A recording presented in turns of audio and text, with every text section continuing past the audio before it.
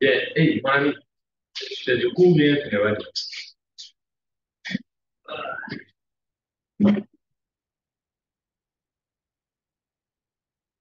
Bien, merci bien.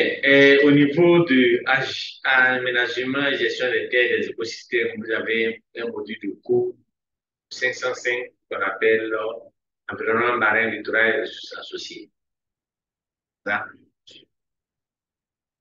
pour la première leçon que nous allons voir, phytoplancton, marin et littoral, donc phytoplancton, chaîne alimentaire et pollution marine.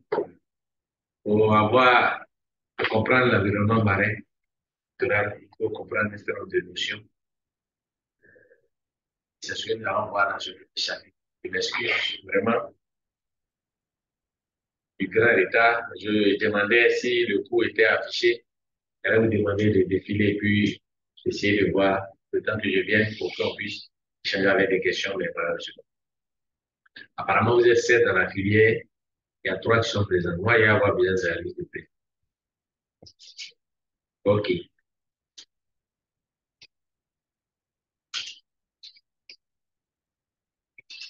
Donc, ce que j'attends de vous à la fin de ce cours, c'est d'être capable de donner le rôle du phytoplancton dans la chaîne alimentaire marine, de définir les différentes sources de pollution au niveau de la mer. Le cours va s'articuler autour de 3 axes. D'abord, qu'est-ce que le phytoplancton? Après, nous allons voir le phytoplancton en tant que premier maillon de la chaîne alimentaire marine. Et enfin, nous allons voir les principales sources de la pollution marine. Bien sûr, nous allons précéder ces 3 éléments par une introduction et après nous allons finir par une autre. Disons d'abord d'entrée de jeu que le littoral est la rencontre entre la terre, la mer et l'atmosphère. Hein, on ne dit pas littoral.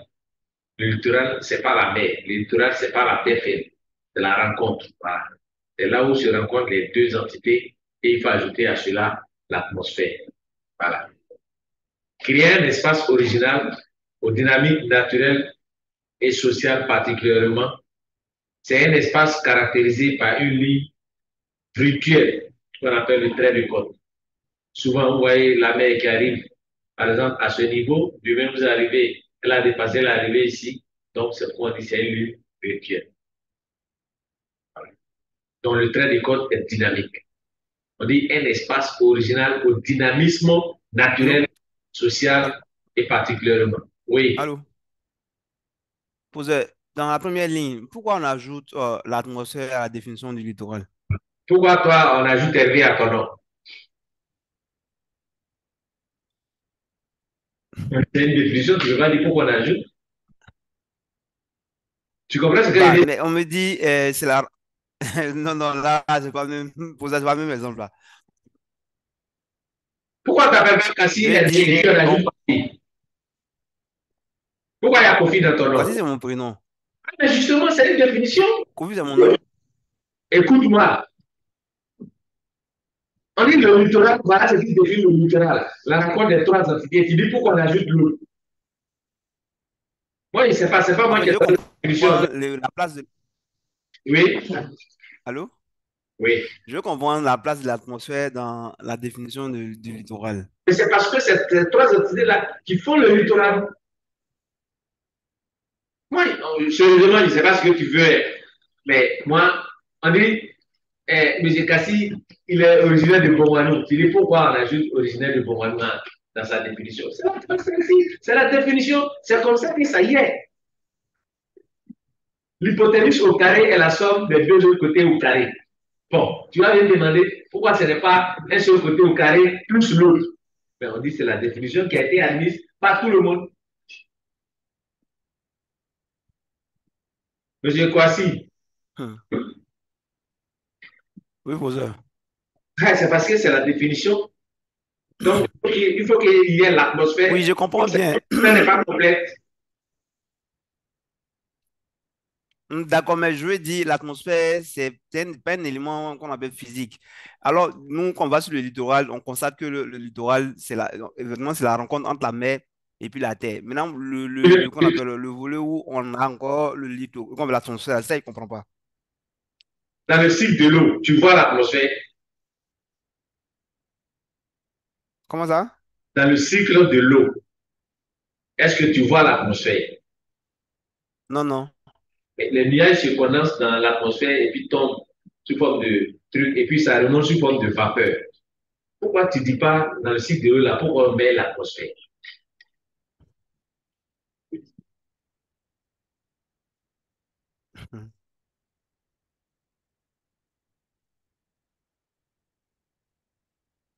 Qu'est-ce qui te fait rire? Parce que moi, je ne sais pas ce qui est drôle dedans.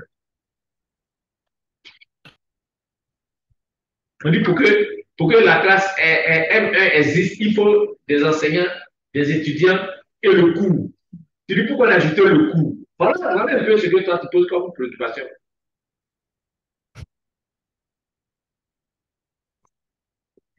Ok, il y a compris pour ton Non, moi, Il n'y a je, pas de souci. je n'arrive pas à te comprendre.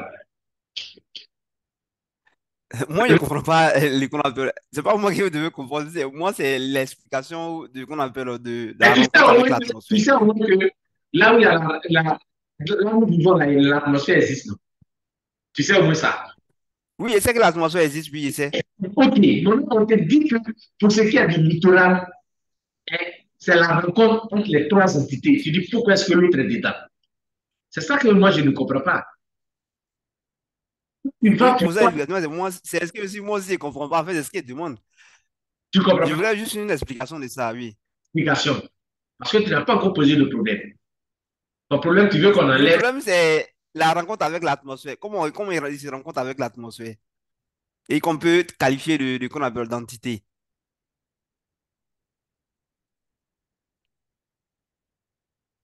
l'atmosphère. Pour toi, c'est quoi? C'est le vide à partir du qu'on appelle au-dessus de la Terre. Donc, où est le problème? Parce que quand tu vas au bord de la mer, là, selon toi, quand tu vois la rencontre, l'eau et puis la terre ferme, là, est-ce que l'atmosphère n'est pas Oui, présente? oui. Est-ce qu'il n'y a pas l'atmosphère, ce vide au-dessus de la terre, là, ça n'existe pas dans cet espace-là? Voici, ça toi que je pose Donc, la je question. montre. Oui, pour ça, ce que vous dites, je comprends, hein. Mais moi, dès que je ne serai pas convaincu, parce que on est en train de définir une entité physique et on le définit avec une entité qu'on appelle non physique. Moi, c'est ça, je ne comprends pas, en fait. Tu sais quoi, je ne cherche pas à te convaincre. Voilà, en mettant sur ça, je ne cherche pas à te convaincre. Je te dis ce qui est. Maintenant, c'est à toi de Ok, prendre. j'ai compris. Ah. J'ai compris. Non, je ne suis pas là pour te convaincre. Tout ce qui est là, c'est des définitions. Ce n'est pas moi qui les ai créées. Les références sont là. Tu peux prendre les livres là pour aller regarder et tout ça. Sinon, moi, je ne sais pas faire une démonstration pour venir convaincre. Non, non, non. C'est bon? Ok, on peut continuer pour ça. C'est un espace caractérisé par une ligne virtuelle qu'on appelle trait de côte.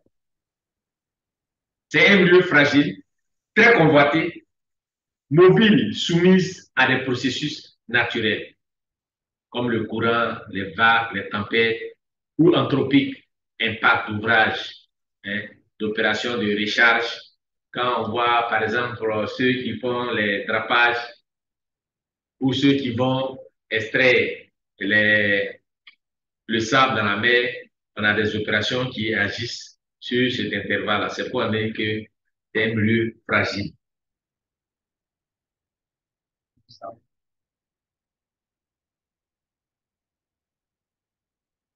Donc, c'est ce qui fait qu'il est sur la conduite des évolutions rapides caractérisées notamment par les notions d'aléa, de submersion et d'érosion.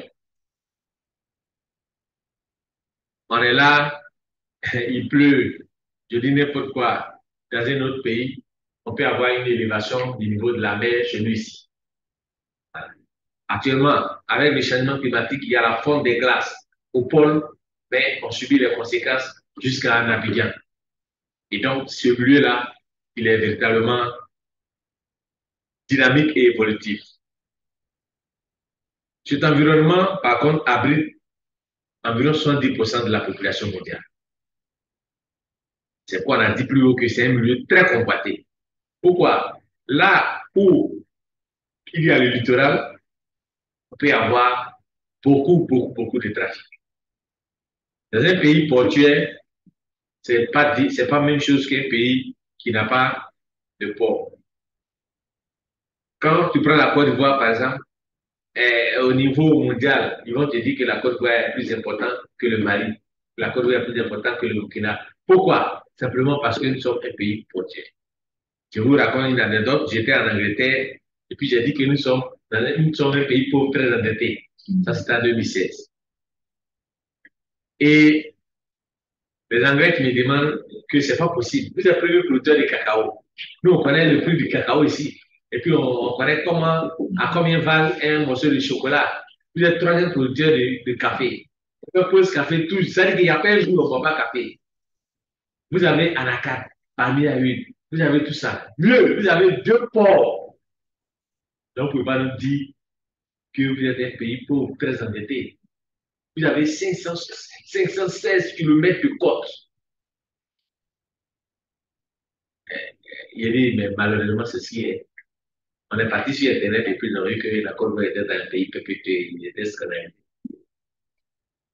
Et donc, moi, j'ai commencé à leur expliquer que notre argent vient chez vous. Notre cacao que nous produisons, c'est vous qui avez bénéficié. Ainsi de suite. Parce qu'on va comprendre que les pays producteurs du cacao, ce n'est pas eux qui fichent le prix.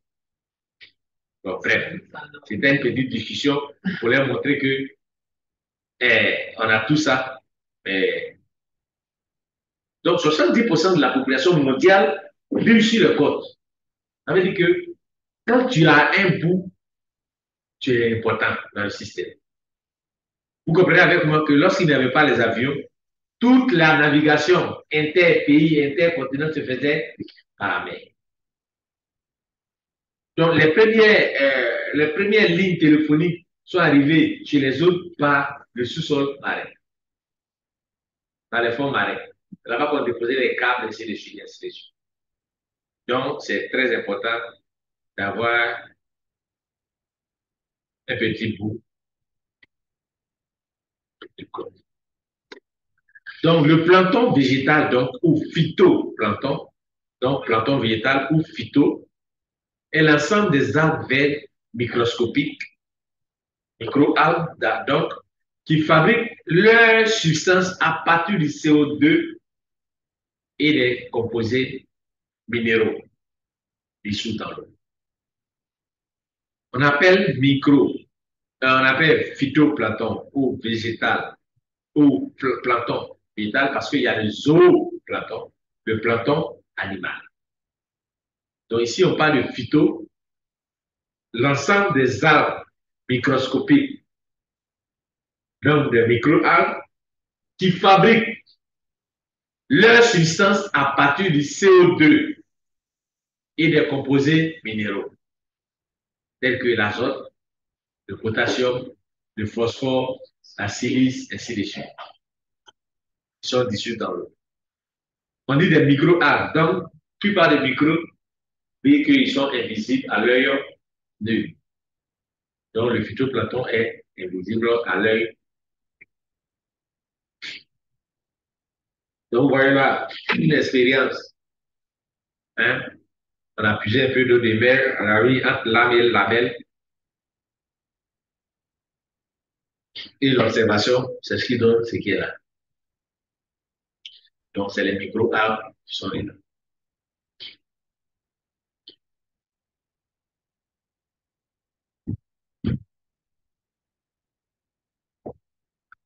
Donc, ces micro-algues utilisent l'énergie de la lumière, oui,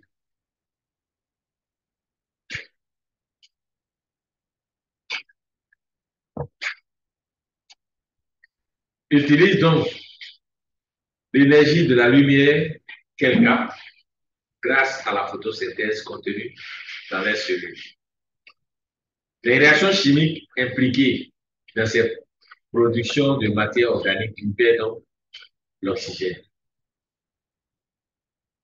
Donc, il va arriver quoi? Ce qu'on appelle la photosynthèse. Donc, le principe, c'est quoi?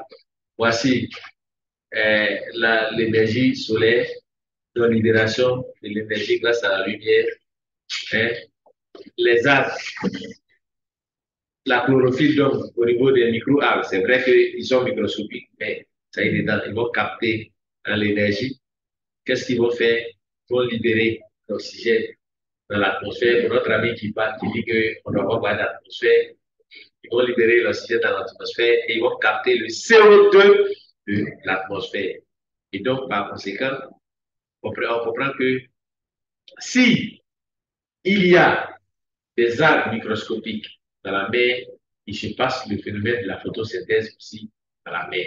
Alors que la mer occupe plus de superficie que la terre ferme, et que même si la terre ferme, ce n'est pas toute la surface de la terre qui contient végétation, par conséquent, il y a plus à gagner à préserver les mers que à les détruire. C'est pourquoi on parle de pollution plus tard ici.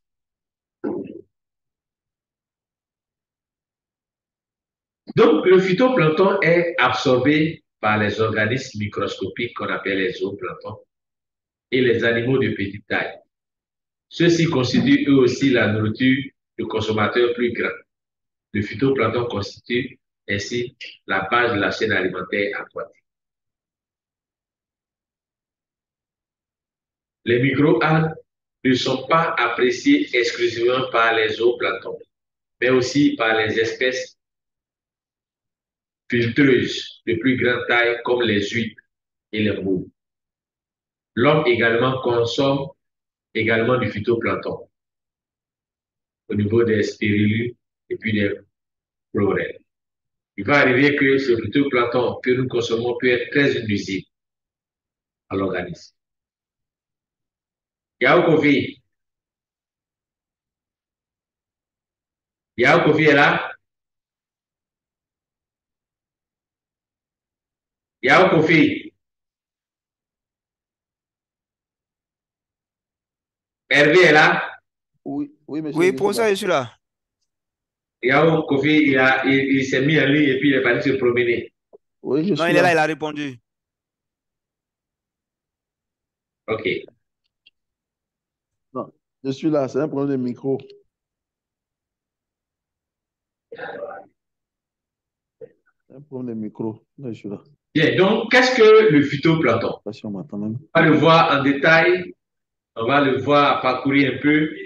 Bon, on peut en faire un livre, juste quelque chose pour vous permettre de comprendre la suite. Donc, je disais tout à l'heure que le phytoplancton constitue l'ensemble de tout ce qui est micro-algues. Ici, on va plus en détail. Le phytoplancton constitue l'ensemble des cyanobactéries et micro-algues. Le phytoplancton est donc indispensable à la vie marine, car il se trouve également à la base de la chaîne alimentaire océanique. Les cyanobactéries dont on parle, nous allons voir qu'il y a plusieurs différences. Il y a les flagellés et puis les dinos. Ça, c'est CBG. Les micro-algues sont constituées d'une seule cellule, mais présentent une grande diversité de formes, de taille, de couleurs. Une seule cellule, mais présente une diversité de tailles, de formes et de couleurs qui peuvent être très élaborées. Il y a des milliers d'espèces. Milliers d'espèces se répartissent en plusieurs groupes. Comme je le disais tantôt, il y a les chrysophycées, il y a les chlorophycées, il y a les algues bleues, il y a les cyanobactéries, les les coccolithes, les diatomées, les dinoflagellés, ainsi de suite, ainsi de suite. Vous voyez par exemple sur l'image que vous voyez là, ça c'est tout ça, tout cela ce sont des phytoplanctons. Mais regarde des formes, on dirait des formes qui représentent, on dirait à toi d'araignée. Il y a d'autres qui sont comme des capsules d'arachide, ainsi de suite, ainsi de suite. Vraiment différentes formes. Toujours dans qu'est-ce que le phytoplancton? On pourrait dire que le phytoplancton est le poumon de la planète Terre. Pourquoi? Contrairement aux idées reçues, ce ne sont pas uniquement les forêts qui constituent le poumon de notre planète. Je vous ai dit tout à l'heure que par rapport à la quantité de chlorophylle qu'ils avaient, ils produisaient aussi de l'oxygène par photosynthèse. Donc, à l'instar des plantes terrestres, le phytoplancton est constitué d'organismes photosynthétiques. Donc, grâce à la chlorophylle, il peut capter l'énergie solaire. Et qu'est-ce qu'il va faire? S'il capte l'énergie solaire qui provient de la lumière du soleil, le dioxygène, sinon le dioxyde de carbone et les sels minéraux dissous dans l'eau suffisent au phytoplancton pour se développer et produire de l'oxygène qui va être diffusé à la surface des océans, c'est-à-dire dans Allô? l'atmosphère. Oui. Professeur, je vais me lever un peu. Hein. Donc, si vous m'appelez que je ne réponds pas, c'est que. Tu vas te lever un peu, ça veut dire quoi? Par contre, je suis au service. Je Ok, suis au bureau, je dois aller voir le directeur. faut partir. Ok. On est en train d'expliquer maintenant ce que tu avais posé comme question. Malheureusement, tu dois voir ton directeur. Donc, j'étais en train de dire quoi? J'étais en train de dire que grâce à la lumière et grâce aux substances qui sont dissous, la chlorophylle va faire quoi? Va émettre l'oxygène par photosynthèse. Et cet oxygène-là va être renvoyé dans l'atmosphère. Voilà pourquoi la définition du littoral ne se limite pas à la rencontre terre-mer, mais va jusqu'à l'atmosphère. C'est là où les trois se rencontrent, où on parle du littoral. Le phytoplancton produit plus de la moitié de l'oxygène sur Terre, alors qu'il ne représente que 1% de la biomasse d'organismes photosynthètiques. Vous comprenez avec moi pourquoi je dis que le phytoplancton est le poumon de la planète. Parce que le poumon permet la respiration. Si le phytoplancton, qui ne représente que 1% de la biomasse, produit plus de la moitié de l'oxygène sur la Terre, on comprend dès lors que sans phytoplancton, il n'y a pas de vie. C'est bon?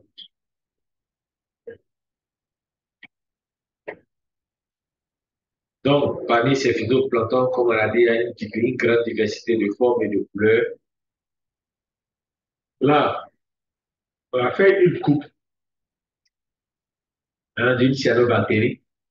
Et puis, les éléments que nous trouvons dans cette coupe-là, c'est ce qui est sur votre écran. On a l'enveloppe, la paroi cellulaire, la membrane plasmique, les gouttes lipidiques, la membrane interne, la membrane contenant les pigments chlorophylliens, le corps protéique, corps nucléaire, hein, et le hyaloplasme avec les ribosomes. Tout ça vous rappelle la biologie végétale. Donc, c'est des êtres microscopiques, c'est vrai, mais qui ont également tout ce que le végétal aussi a. Donc, le phytoplancton est composé de quoi? De micro-algues et de bactéries photosynthétiques appelées cyanobactéries. Cependant, d'autres micro-algues ne font pas partie du phytoplancton, comme par exemple les micro-algues benthiques. Quand on dit benthique, ça veut dire quoi? Ça se fixe sur le fond des mers. À la paléontologie, deuxième année CBG. Un organisme benthique, c'est un organisme qui vit sur le fond, qui est fixé sur le fond.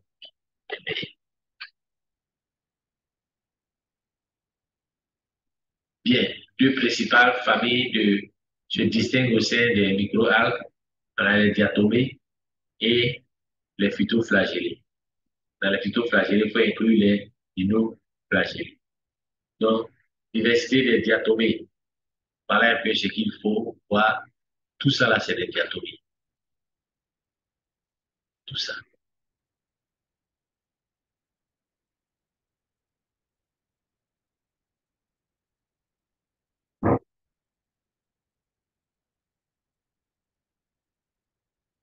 Les diatomées sont quoi? Ils sont marins ou lacus, c'est-à-dire lagune ou lac. Ils sont des unicellulaires. La taille varie en 2 micromètres à 1 mm. Elles sont pourvues d'une coque appelée tech au fictule à base de silice. Cette coque est souvent finement ornementée. Regardez ici, quand tu vois, bon, ici on ne voit pas trop les ornementations. Regardez au milieu, deux flagons au milieu là. Tu vois, il y a des éléments comme des figurés autour, c'est ça qu'on appelle ornementation de la coque. Et comme c'est en silice, ça dit que c'est dur.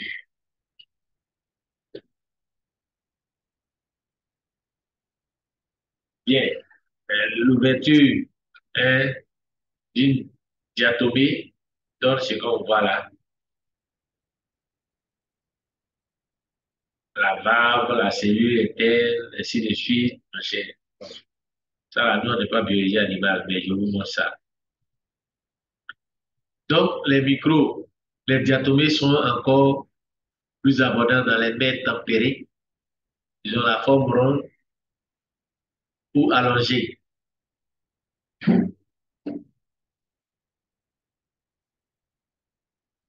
À côté des diatomées, on a dit qu'il y avait les dinoflagellés ou bien les phytoflagellés.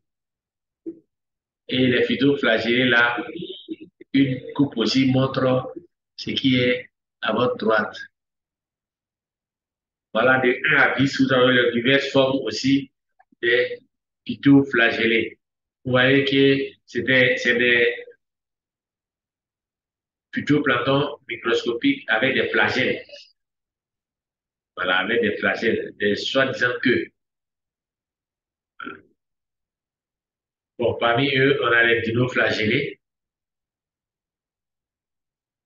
Voilà, quand tu vois certains même, on a l'impression que c'est des animaux, alors que c'est des végétaux.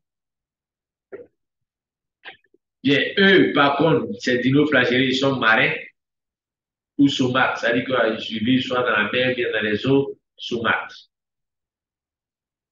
Eau dont la teneur en sel est inférieure à celle de l'eau de mer, comme dans les estuaires, vivant dans les eaux tempérées et chaudes. On a vu tout à l'heure que les autres étaient dans les eaux tempérées. Ils avaient une forme allongée où ils étaient ronds. Ici, on dit que certaines espèces peuvent être toxiques pour les animaux marins ou pour les hommes par injection de coquillages ou de poissons qui se nourrissent de ces micro-algues. Donc, les dinoflagellés, il faut faire attention parce que certains sont toxiques. Regardez la forme de celui-là, par exemple. Le mauvais est tombé dans la mer.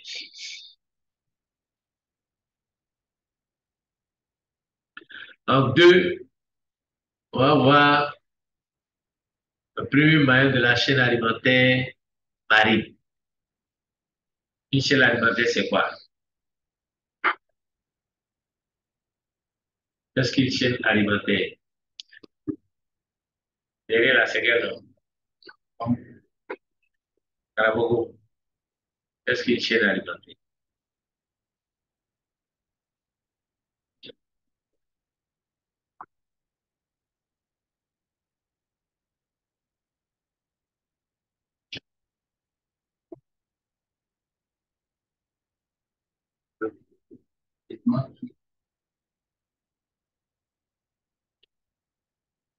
On dit, tu t'appelles, la première rue arrive même à Gaga.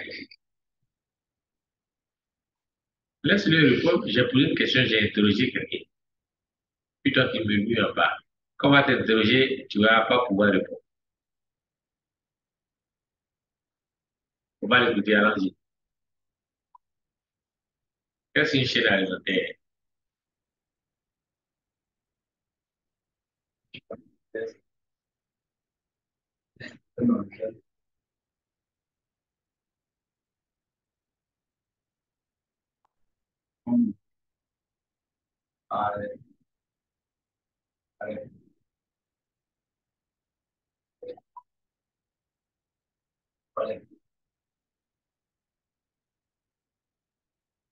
Toi, c'est rien.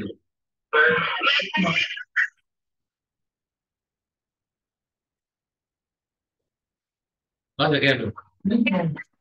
Hein? Quoi? Lookman. Tu es nigérien. Ah, d'accord. Oui, vas-y. C'est un réseau d'organismes producteurs. C'est début d'un producteur qui ça se finit par ça se finit au sommet par un prédateur. Vous n'avez pas fait CM2.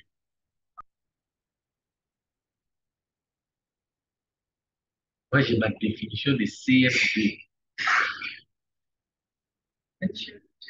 Yao Kofi.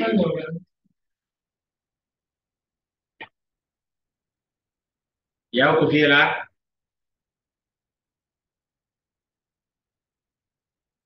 Est-ce que Yao Kofi est là?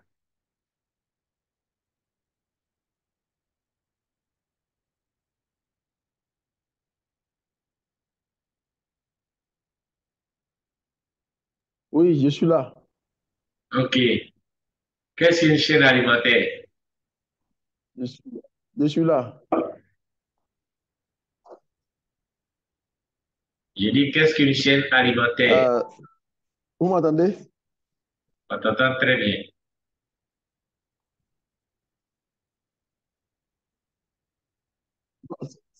D'accord, ok. C'est une chaîne, c'est une chaîne dans laquelle, pour dire, comment on appelle ça, la définition de CM2, une chaîne dans laquelle chaque espèce se nourrit par n'importe quel moyen et à son tour aussi, enfin, il est utilisé aussi comme nourriture par certaines autres espèces. Et vous n'avez pas fait CM2, oui. Tu as regardé sur Internet, tu as trouvé, c'est ça? Oui, Non, ça c'est la définition de CM2 qui est là. on t'a pas encore interrogé, monsieur. Je sais pas, Non, c'est pas toi, c'est le salaud qui est ici, là. Il a regardé sur Internet pendant que toi, tu cherchais et puis c'est maintenant qu'il va parler. Ok, bien.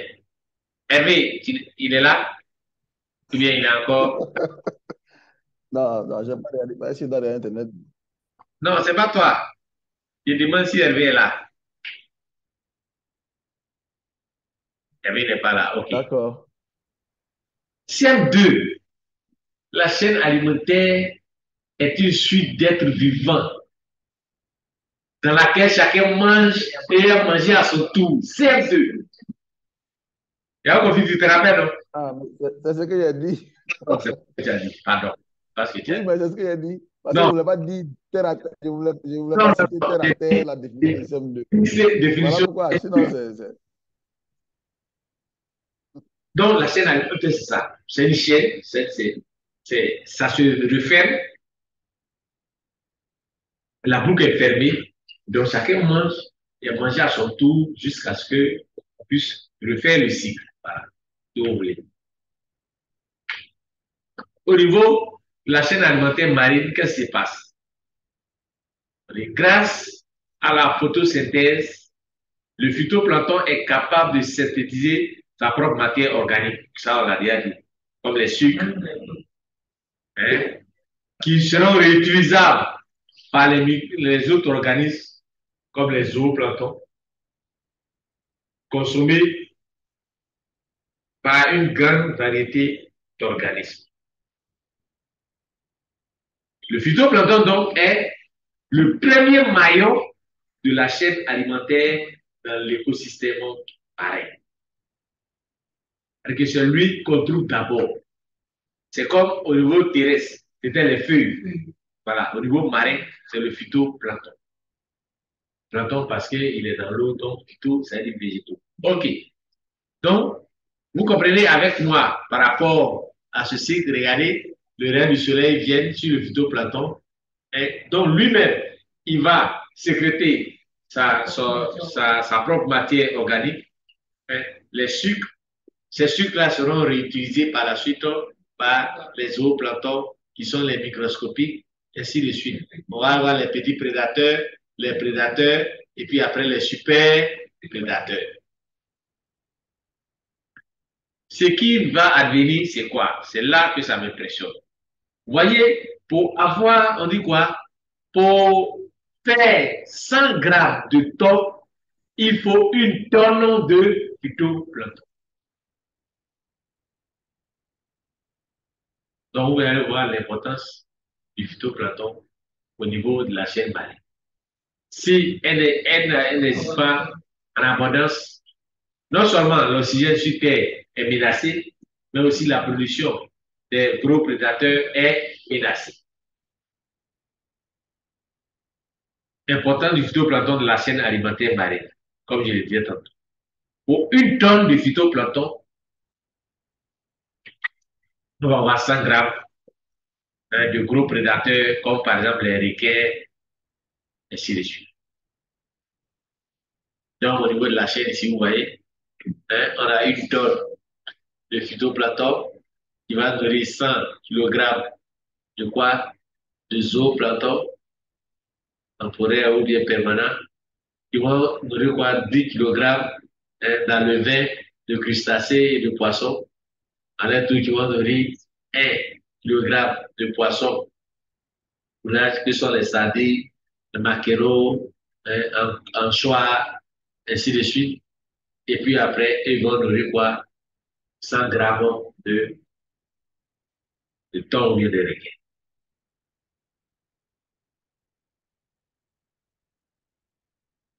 Si vous demandez tout de suite, question fra, pourquoi dit-on que le phytoplancton est le poumon de la planète Terre?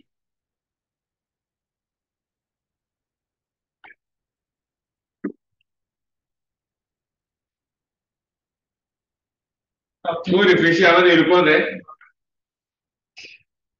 Ah, on ne pas les yeux comme ça pour répondre. Bien, moi, j'ai fini de parler.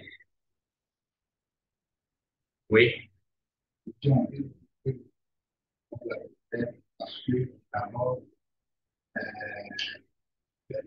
Est-ce que vous attendez? On peut dire que les phytoplanctons, nous utilisons plus de la moitié de l'oxygène dans la surface de la Terre. Ça constitue aussi une manière.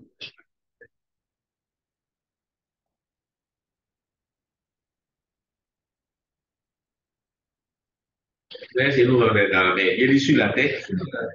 Et pourquoi dit-on que c'est le poumon de la planète Terre, tu dis, ça devient derrière dans la mer? Oui. Tout mal. Parce que les phytoplanctons, sont 1% qui existait permettent de fournir plus que les végétaux en présence de la terre. Alors, 1% de phyto, seulement 1% dépasse l'oxygène que le groupe. Il faut plus la moitié des sont à l'espace de la terre que les végétaux. Est-ce que Yahoo, vous avez compris?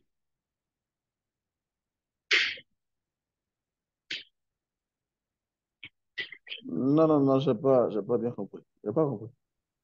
Tu as vu, ta réponse là, c'est bizarre. Donc, moi, je suis là, il n'a pas compris. Donc, je voulais me rassurer que ce n'est pas moi qui ne comprends pas.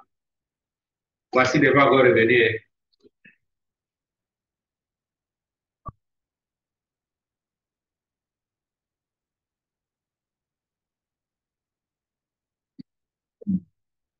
Ah, vous ne voulez pas répondre. D'accord. Si vous ne répondez pas, vous allez répondre après. Ok. Les phytoplanctons pour être plus la moitié. Donc, c'est pourquoi ils sont les poumons de la planète Terre. D'accord? Monsieur Yahoo, tu as un élément de réponse?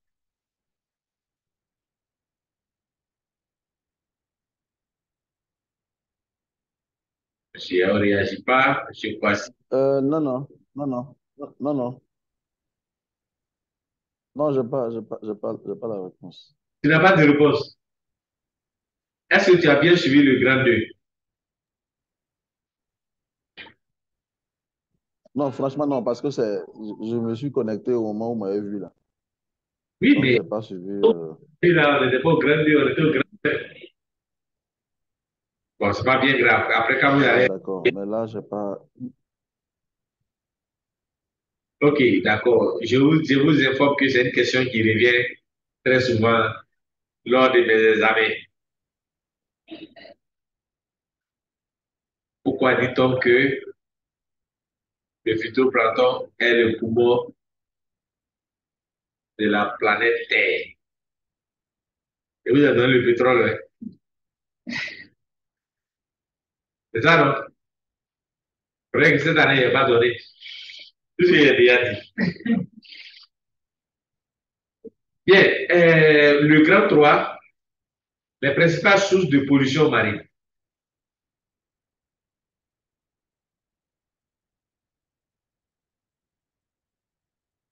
Donc, tout ce qui se retrouve dans la mer, généralement, a une source terrestre.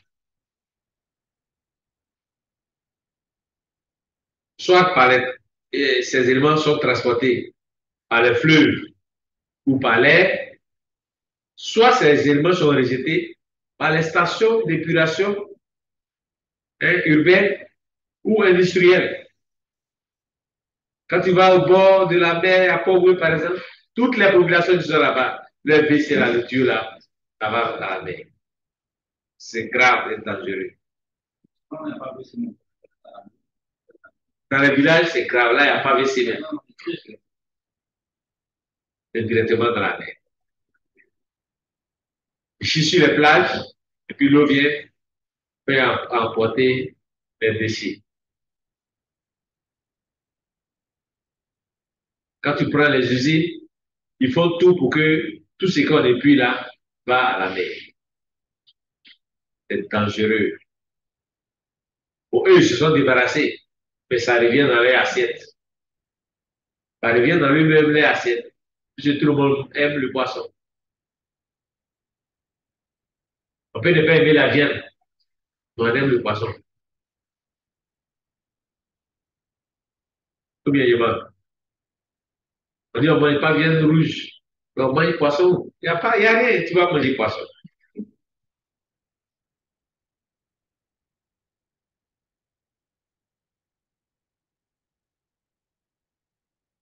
Bien, ce qu'on remarque, c'est quoi? C'est que la concentration des macro-déchets,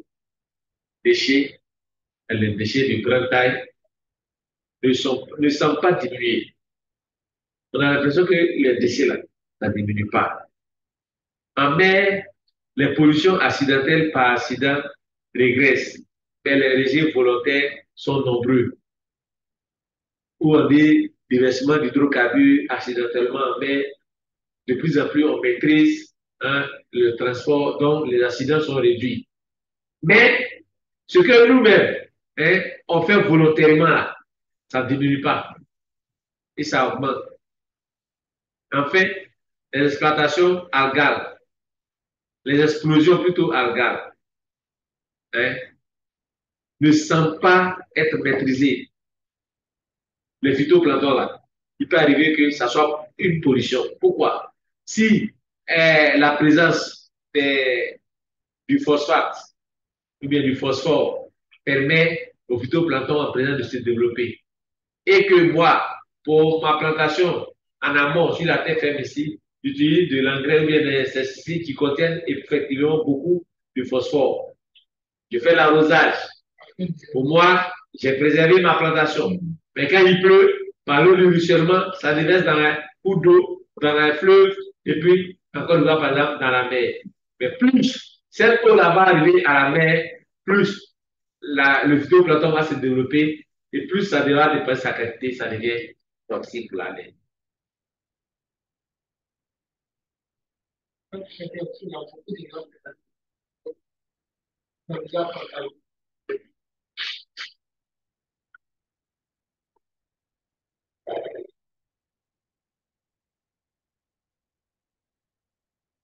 Donc, plus de 80% des pollutions marines proviennent, ont une origine terrigène, c'est-à-dire une origine de la terre. C'est donc pour beaucoup, très en amont du littoral que se déroule d'une part importante la qualité des eaux côtières et de haute mer. Les trois matrices marines, eau, sédiments et biotes sont concernées par la pollution. C'est-à-dire que les sédiments, c'est-à-dire que les dépôts, si le sable ou bien les fonds sont concernés, l'eau même est concernée, et puis la biologie qui est dans l'eau aussi est concernée.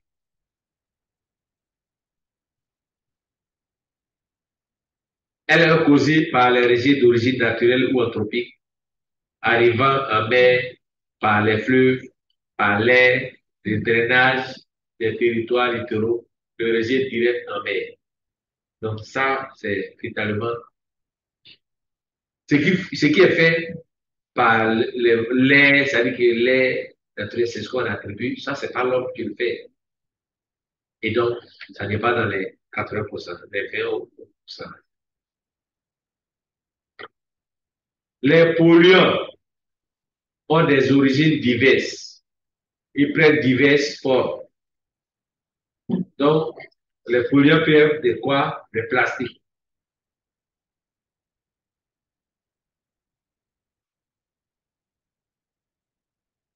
Donc, les plastiques sont une source de pollution considérable. Durant tout leur cycle de vie, leur production consomme des produits pétroliers, de l'eau, de l'énergie et émet des gaz à effet de serre responsables du réchauffement climatique. Donc, durant leur cycle de vie, plusieurs poissons ont été victimes, plusieurs animaux marins ont été victimes de la pollution par plastique. Dans le Pacifique Nord, 30% des poissons ont ingéré du plastique durant leur cycle de vie. Toutes ces espèces sont touchées, les oiseaux, aux baleines, en passant par les tortues.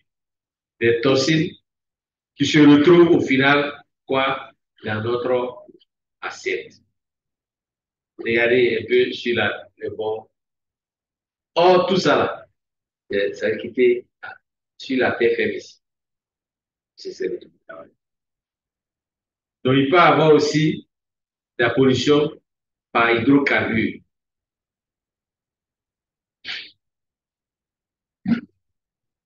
Donc, il y a 30 ans, on évaluait à près de 3,8 milliards, non 8 millions de tonnes de quantité d'hydrocarbures de toutes sortes répandues annuellement dans les océans et les mers du monde. La part des navires dans ces déversements d'hydrocarbures était alors estimée à 1,4 million de tonnes, soit 37% de ce total. Ça veut dire quoi? Ça veut dire que les navires qui accidentellement déversaient faisaient 1,4 million de tonnes. 37% des 3,8 là étaient par des accidents de bateau. Mais le reste là, c'était volontaire. ou bien par les usines. Désormais, on considère que ce sont environ 3 millions de tonnes d'hydrocarbures qui se répandent annuellement en mer, mais que les navires ne sont plus à l'origine de ces ne sont à l'origine que de 300 tonnes. Parce que les navires, comme je l'ai dit là, il ne faut pas dormir ici. Ce qui est accident là, c'est un peu maîtrisé. C'est-à-dire 10% du total, hein, la cargaison d'un seul gros pétrolier. Et encore, pas les plus gros qui importent de 550. Donc, ce qui est accidentel vraiment est maîtrisé plus ou moins. Il reste quoi? Ce qui est fait de façon volontaire. Bon, là, c'est quelques images de la pollution par hydrocarbures.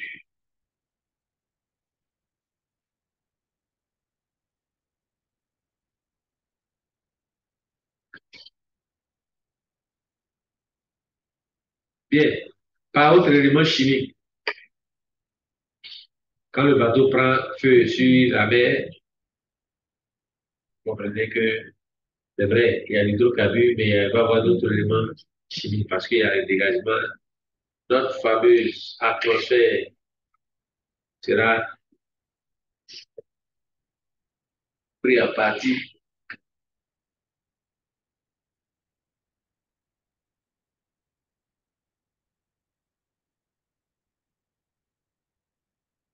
Bien, je vous parlais tout à l'heure du phytoplancton qui pouvait être vraiment une pollution. Regardez l'image. C'est un bloom phytoplanctonique. Ce n'est pas un truc fait de hasard, non, non. C'est une situation même qui a été prise comme ça. Généralement, donc, le seuil de l'efflorescence algale est de 10 000 cellules par millimètre. Et quand tu prends 1 millimètre cube d'eau, il y a 10 000 cellules. 10 000 cellules d'algues.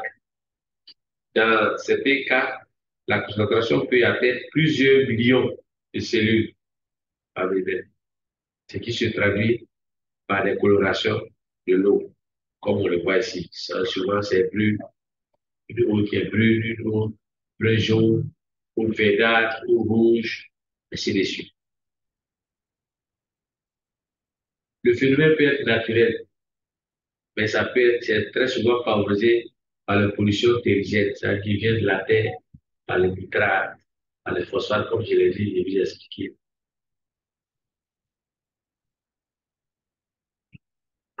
Il va y avoir les pollutions marines en Côte d'Ivoire. Hein. Donc, on dit ici, dans la nuit du 31 janvier 2008, sur les installations de la société ivoirienne de raffinage, la CIE, à l'île Boulay, de l'hydrocarbure est déversé accidentellement dans la mer.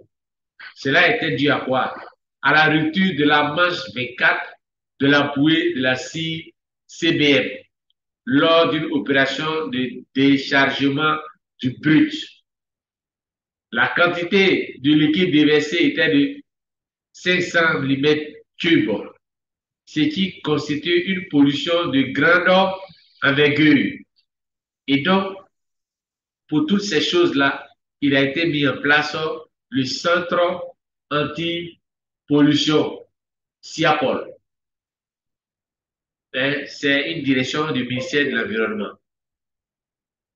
Ça encore, on dit c'est de façon accidentelle, mais pire, le fameux Provo Guara, un navire braquier polyvalent de type, bon, ce que vous voyez, pouvant transporter du liquide et du solide, appartenant à la compagnie grecque Prime Marine Management, basée en Grèce.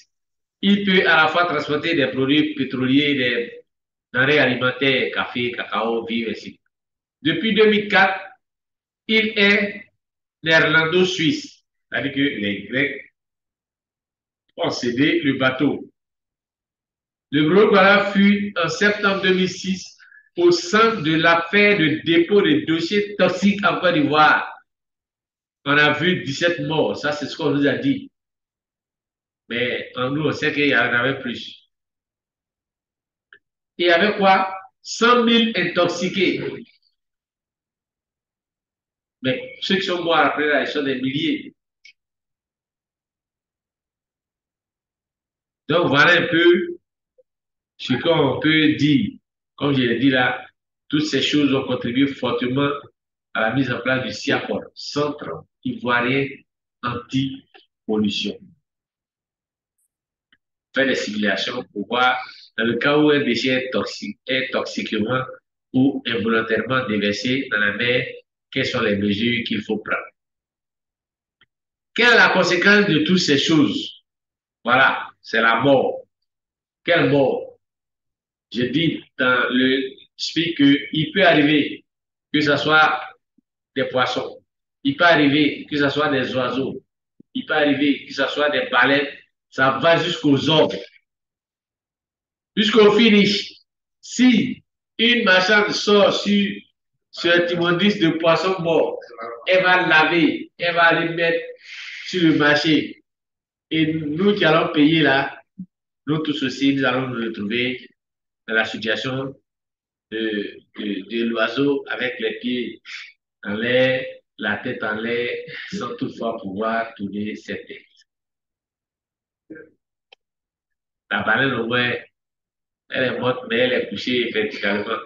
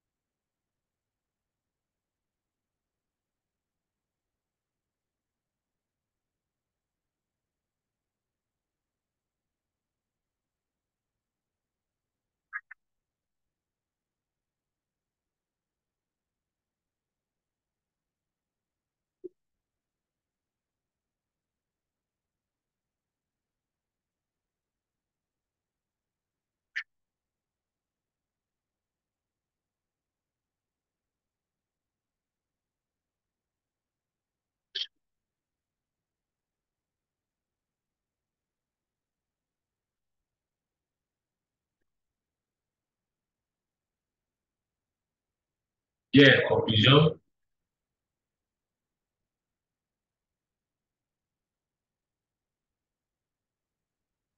Je dis que de toutes les formes et de toutes les couleurs, plus de 5000 espèces de micro-algues ont été recensées à ce jour. 5000. Mais il reste encore beaucoup à découvrir. Les phytoplanctons tirent leur énergie de la lumière et utilisent des éléments minéraux pour reconstituer leur propre tissu organique. Les trois matrices que sont l'eau, les sédiments et la biote sont concernées par la pollution marine. Elle est causée par le régime d'origine naturelle et d'origine anthropique. Donc, on a vu ce que c'est que le phytoplancton, son importance dans la chaîne alimentaire marine, et on a vu aussi qu'elle pouvait être source de pollution, et qu'en plus de cela, il y a d'autres sources de pollution qui sont les plastiques, les hydrocarbures, et puis les autres éléments chimiques. Voilà un peu ce que je voudrais vous montrer sur le chapitre 1 de la leçon. Et comme c'est la première séance et que M. Kwasi doit voir son patron et qu'il est parti depuis, il n'est pas encore venu,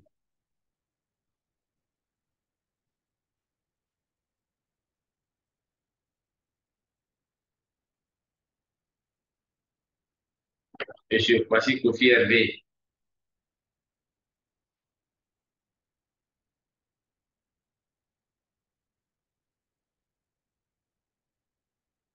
Et Yao Kofi Adegra.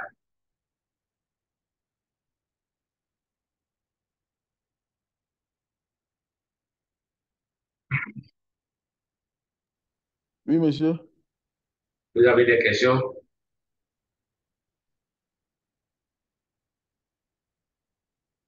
C'est pareil, Non, non, j'ai pas de question. c'est pareil pour vous. Hein. Bien, il y a un exercice à rendre avant le prochain cours. Les espèces subissent directement ou indirectement la pression anthropique. Cela engendre le plus souvent une dégradation et une régression des milieux et des espèces.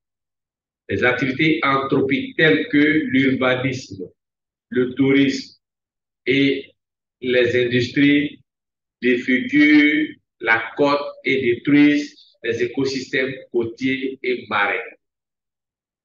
Question. Quelles sont les principales menaces pour les espèces phyto- et zooplancton marines? Quelles sont les conséquences et les solutions possibles?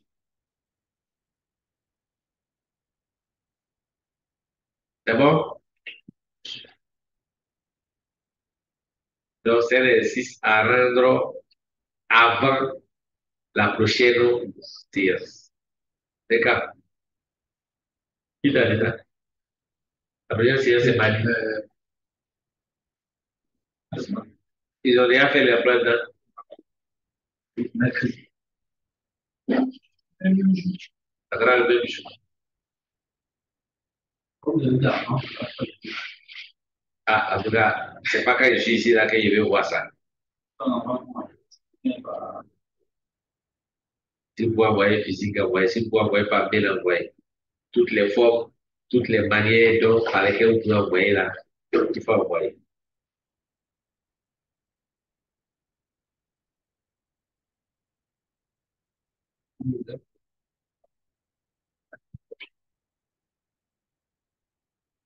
Ouais, vas-y. les gars demandaient pas été aménagés.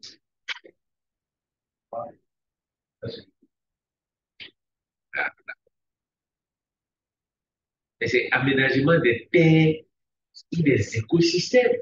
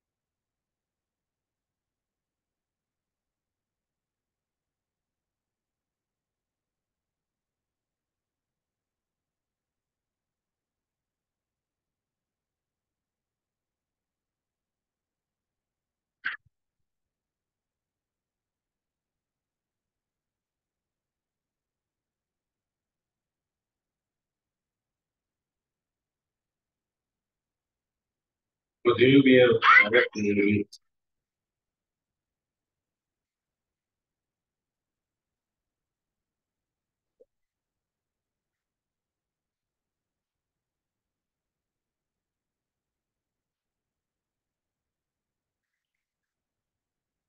Continue bien avec le...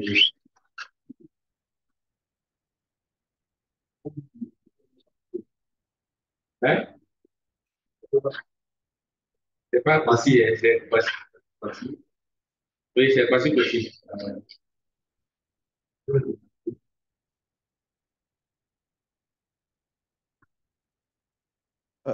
Mais s'il vous plaît, c'est le premier coup. Oui, oui.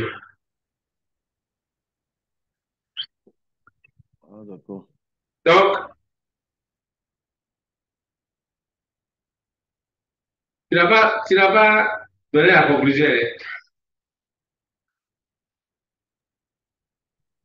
Puis à moi? Oui, ah, oui, oui. Non, il n'y a pas de conclusion. C'est une question, c'est tout. Bon, d'accord. Quand c'est le premier coup, on va arrêter. D'accord. Bon, donc, Merci, monsieur. il faut faire votre exercice. Hein.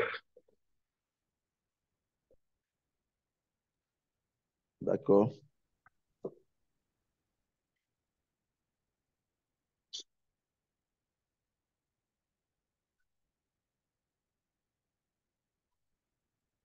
Bon, merci bien. Et puis, je crois qu'on va arrêter là.